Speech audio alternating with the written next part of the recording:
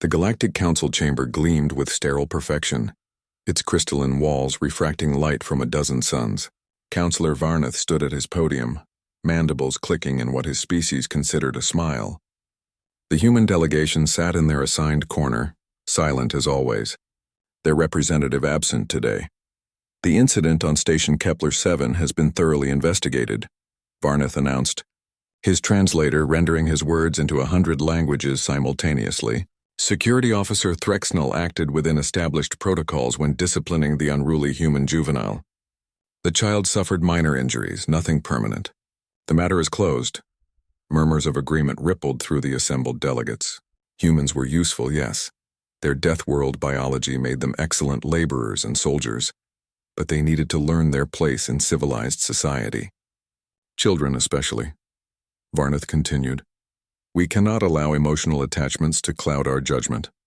The child grabbed at Officer Threxnell's ceremonial blade. She was corrected appropriately. 3 broken fingers and a fractured jaw will heal. The human family has been compensated with credits and... The chamber doors exploded inward, not opened. Exploded. The ornate entrance, designed to withstand meteor strikes, crumpled like paper. Through the smoking wreckage walked Commander Rhea Solon, her black tactical suit unmarked by the blast. Behind her, a squad of humans in similar attire moved with predatory grace, their weapons lowered but ready. Varnath's secondary heart stuttered. This is an outrage. You cannot. Rhea's hand rose, silencing him without a word. She walked forward, boots echoing in the suddenly quiet chamber. In her other hand, she dragged something heavy, wrapped in bloodied cloth. The delegates recoiled. Blood was universal, and that much blood meant death. Counselor Varnath, Rhea said, her voice carrying despite its softness. You said the matter was closed. Commander, you are in violation of 17 galactic statutes by... Her name was Lily Chen. Rhea's eyes were empty, dark as the void between stars. She was 6 years old. She reached for a shiny object because that's what 6-year-olds do. Varnath's confidence wavered. He'd reviewed the footage. The human child had been curious, nothing more. But protocol was protocol. Threxnell had every right to defend herself from potential threat. The officer acted appropriately, Varnath insisted, though his voice had lost its certainty. Your species signed the concordant. You agreed to our laws. We did. Rhea nodded slowly. She dropped the bundle at the base of Varnath's podium. The cloth fell away. Officer Threxnell's severed head rolled across the polished floor, compound eyes frozen in terror. Pandemonium erupted. Delegates screamed, scrambled for exits, triggered emergency beacons. Varnath stood paralyzed, staring at the head of his subordinate. You murdered her, he whispered. No. Rhea's correction was gentle, almost kind. We executed her. After a trial. With evidence, testimony, and deliberation, unlike what she did to Lily, the child lived. She'll recover. Will she? Rhea stepped closer. Varnath tried to back away but found his legs wouldn't obey.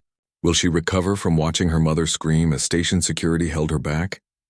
Will she recover from learning that the law, your law, says she deserved it for being curious? Around the chamber, Rhea's team had positioned themselves at every exit. Not threatening, not aiming weapons. Just standing. Waiting. You don't understand, Varnath said desperately. Civilization requires order. Rules must be enforced without sentiment. We've built a society spanning thousands of worlds because we don't let base emotions dictate justice. And we've survived on a world that spent every day trying to kill us, Rhea replied. We evolved alongside predators that hunted us, diseases that decimated us, weather that buried us. We learned one rule above all others. She leaned close enough that Varnath could smell the copper tang of blood on her uniform. You don't touch our children. This will mean war. Varnath breathed. The Council will unite against you. Every species will remember why they asked humanity to join the Council in the first place. Rhea straightened. You needed soldiers. You needed warriors. You needed Deathworlders to fight in places your civilized people couldn't survive. She gestured to her team. These 47 humans. They're worth a battalion of your finest troops, and there are 8 billion more of us. 8 billion humans who just learned that your civilization thinks breaking a child's face is appropriate correction. The truth crashed over Varnath like a tsunami. The Council had always feared humanity's capacity for violence. That's why they'd been so careful to integrate humans slowly, to bind them with treaties and laws to make them dependent on galactic infrastructure. But they'd miscalculated. Terribly. "What do you want?" Varnath asked, his voice hollow. "New protocols," Rhea said simply. "Starting with this. Any harm to a human child is treated as an act of war. Investigation, trial, and punishment follow human law. Non-negotiable. The Council will never agree to such terms." Rhea smiled for the first time. It was not a comforting expression. "Then I suppose we'll need to have this conversation 47 more times. Once for each Council species." She turned to leave, her team falling in around her like well-oiled machinery. "Commander," Varnath called out, desperate. "Surely we can reach a compromise. Some middle ground between our laws and yours." Rhea paused at the shattered doorway. "Counselor, you had middle ground. You had a 6-year-old girl with curiosity in her eyes and a smile on her face. That was your compromise." She looked back at Threxnal's head. "You chose to cross that line. Now you get to live with what's on the other side." The humans disappeared into the station's corridors, leaving only silence and the stench of blood. Varnath stared at the severed head at his feet and finally understood the human concept of consequence.